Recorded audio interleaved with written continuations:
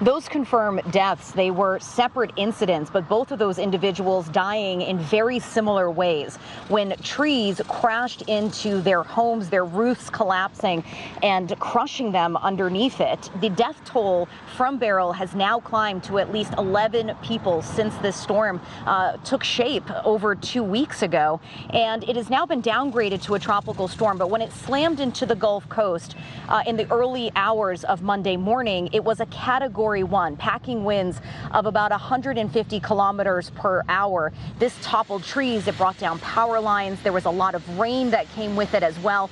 Houston saw a month's worth of rain in just a couple of hours, and this was all compounded by a storm surge of more than 6 feet, so about 2 meters. That ocean water just flooding inland, and you could see these images of homes that looked like they were in the middle of the ocean themselves.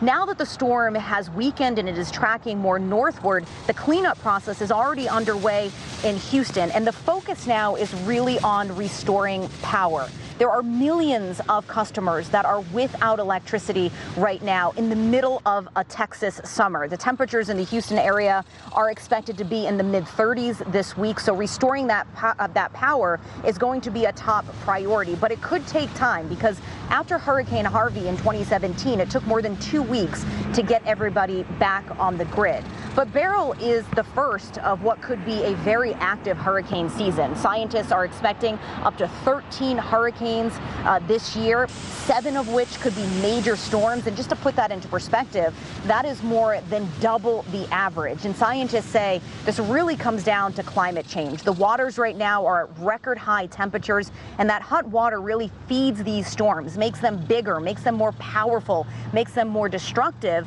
And with these waters remaining at these temperatures, we are teeing ourselves up for a very destructive, potentially, and very active hurricane season.